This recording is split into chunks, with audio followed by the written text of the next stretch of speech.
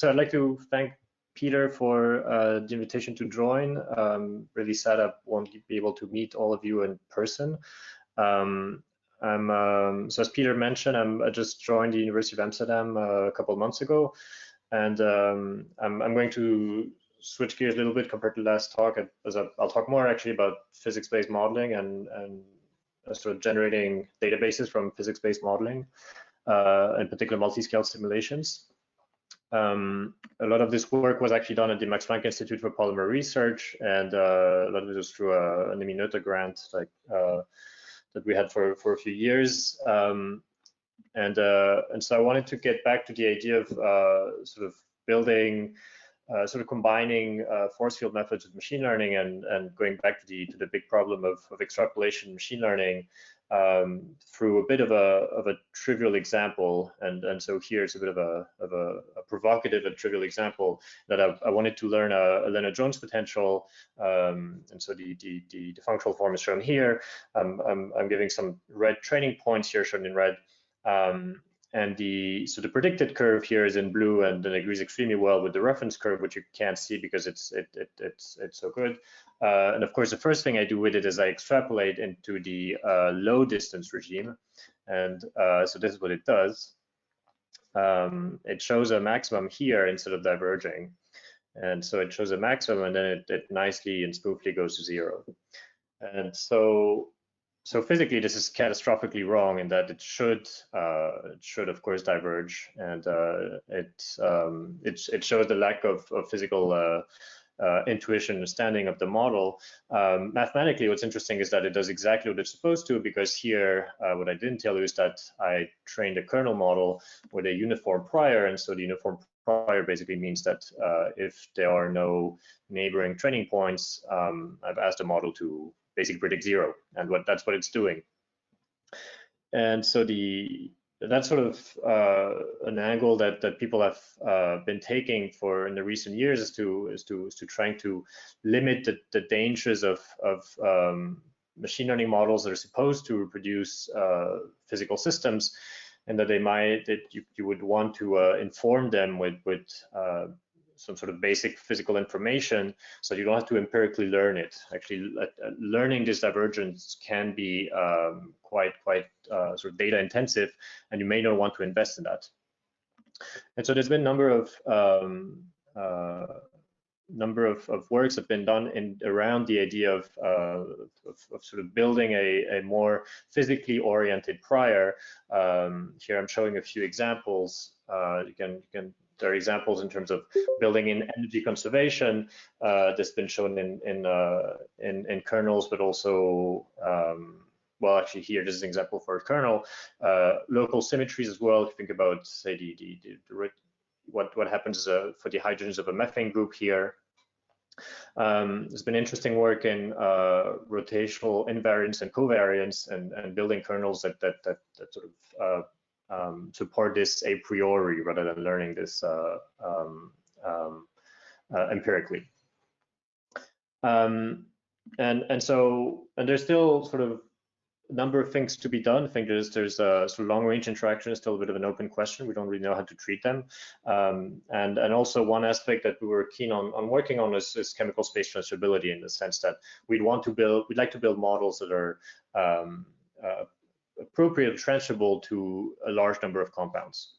This is what I want to sort of address here. That we'd like to describe at least the intermolecular interactions. So I'm not going to talk about intramolecular, the intermolecular interactions between molecules. And so here we're basically learning a mapping between, say, at its bare bone, between nuclear charges and coordinates, mapping onto a potential energy. So we'd like to learn this mapping here, and so and one caveat we've had is that we didn't want to focus on this fixed molecule or set of molecules, but we wanted our model to be so transferable or applicable to a broad range of compounds of small organic molecules made of these chemical elements. So we wanted to be fairly agnostic to the chemistry in the context of sort of running in the context of screening experiments. And instead of using say only machine learning, we decided to work with a hybrid between physics-based models with force fields and machine learning. And that physics-based models are great at encoding physical laws and symmetries that we know, and machine learning is great at interpolating across chemistry. And so what we wanted to do is to stick with a physics-based model, but then learning the coefficients. So here I'm showing an example for to learn some of these coefficients. These are electric multiple moments. So this is a charge, a dipole, and a quadrupole. And I'm showing learning curves. It means that I'm showing the error of the model, the out of sample error, as a function of the number of atoms in the training set, and there's different chemical elements. You can see that the performance differs depending on the chemical element, and that has to do a little bit with the chemistry, the valency of these chemical elements. So we can learn these different objects. There are some caveats because these are vectors and quadrupole moments. So you have to putting some symmetry information does help significantly improving the learning performance. And you can wrap this all into learning a relatively small number of different physical coefficients, and then tying them together with physical interactions, and then we could do this to then reproduce gas phase dimer energies for small molecules at the coupled cluster level with extremely good accuracy. And so this is very transferable in that we just take a molecule and we just compute its energy. There is no further parameterization that's needed. What's interesting is that we only have 7 parameters at the end for the whole force field, which is very different from traditional force fields that have typically hundreds to thousands of parameters. The upside as well is that it's systematically improvable, that the more we feed in data, the better they improve, and they typically improve over ranges of chemistries, meaning we can improve over specific functional groups rather than current force fields that typically break for particular compounds for sometimes for no specific reason. And so there's more coherence with these approaches that I think that will allow us to get to a more systematic development of these force fields. Now, arguably, these models are very high level in terms of the physics that we put in, and so that limits the type of complexity we can simulate.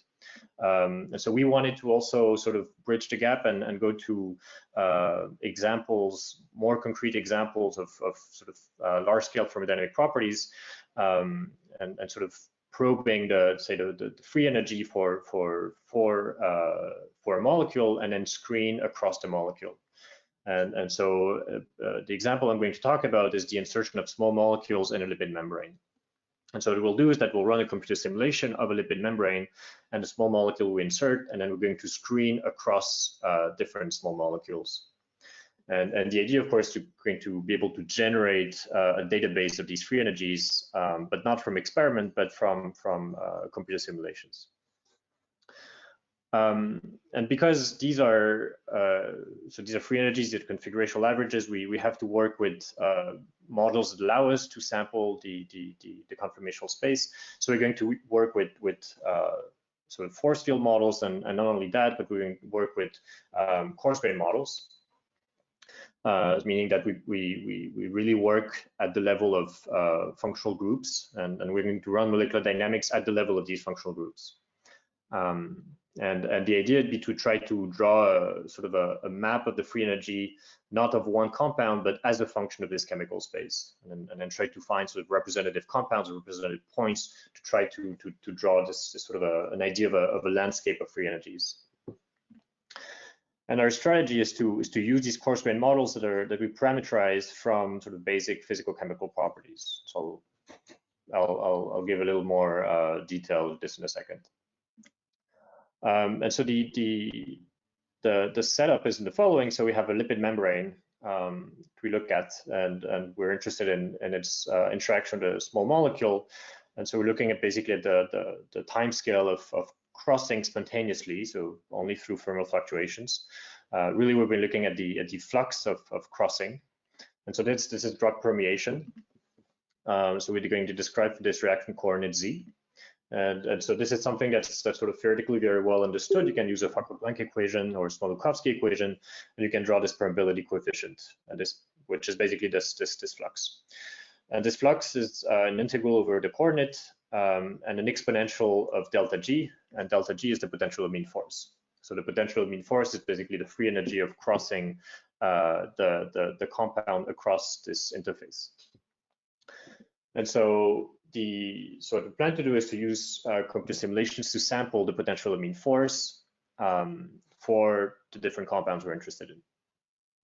And so do this at high throughput. And so we're using a coarse-grained model called Martini, which is fairly well known in the biomolecular field. So I showed you a picture a couple of slides ago. So this is the type of resolution we're working with, types of chemical groups here. So this is the type of beads we work with. The way they're parameterized is by taking atoms that sort of encapsulated in a bead, and then take into account some of these from physical-chemical properties, especially water-tunnel partitioning. So this is this corresponds to the thermodynamic driving force of partitioning between different phases, and that's a major driving force in these types of soft matter systems. And so that's going to be a key ingredient that we get from experimental data.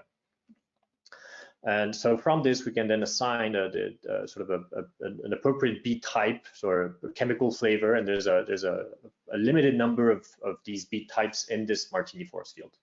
And so our job is to look at the atoms we have, sort of assign or find out what these physical chemical properties should be, and then assign the best fitting bead type here, which then dictate the interactions between all these beads. And so we're using either cheminformatic methods or neural network to actually predict this water-tunnel partitioning, which allows us to make this step of coarse-graining molecules completely automatically and basically instantaneously. And so this allows us to make a large number of these parameterizations. So we've made several million parameterizations so far with this method. So it's completely hands-off, and that the force field parameterization requires no manual tuning. And it allows us to then sort of talk about chemically sort of varying or establishing sort of a set of compounds we want to screen over. So we're going to use these either single beads or combinations of beads, and then screen over all of them, and you can see the combinatorics through the entire set of coarse-grained beads in this force field. And one aspect that's really appealing about using coarse graining is that it's actually reducing the size of chemical space, and that a large number of molecules that are structurally and thermodynamically similar will actually be represented by the same coarse grain representation. And this is a property of these so-called transferable coarse grain models, because they have a limited number of bead types. And so that introduces a degeneracy in chemical space. Which means that we cannot tell apart these different molecules, but that also means that if we run a single computer simulation of this coarse grain representation, we provide an estimate for all of these compounds, and the mapping is actually not 5 to 1 like shown here. It's more like 10,000 to 1 in this particular model. So it allows us to compress chemical space enormously.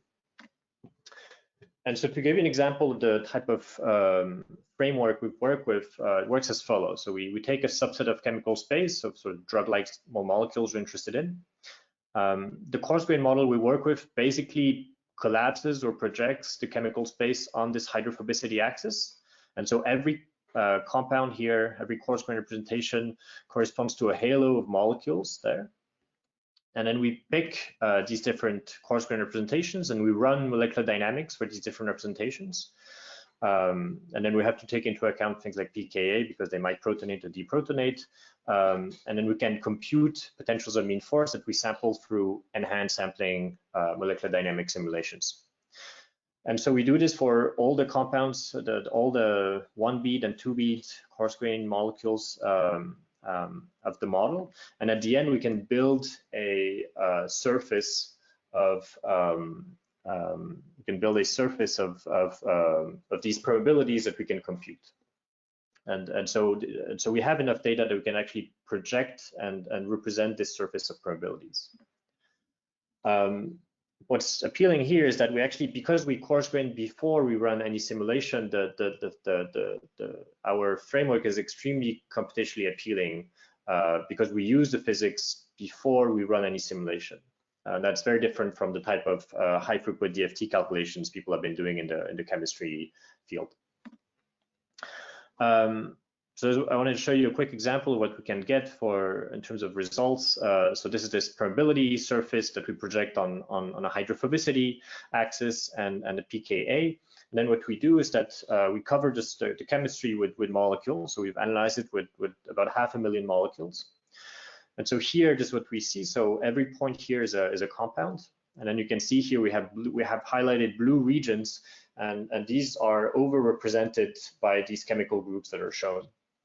And what it means is twofold. One is that this chemical group is highly representative of the probability. That means that if you have this chemical group, you're likely to get this type of probability. And vice versa, if you want this type of probability, then you might want to work with this particular chemical group. So it gives you some information about inverse design.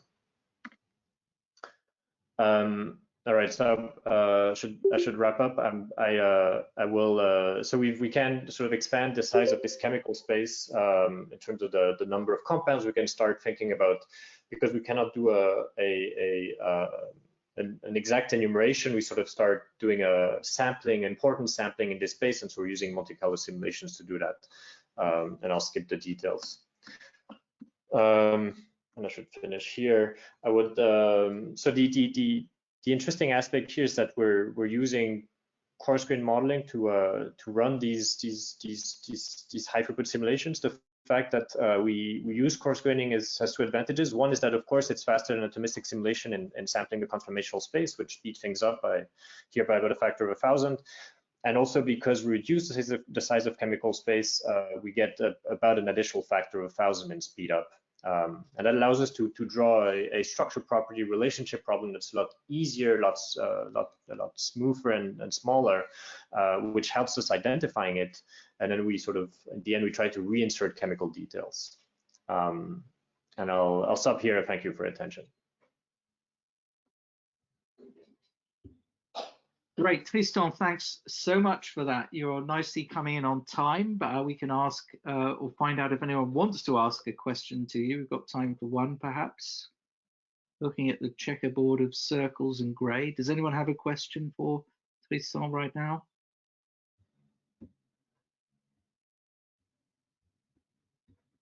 If they do, they've muted themselves. In which case, Tristan, may I thank you again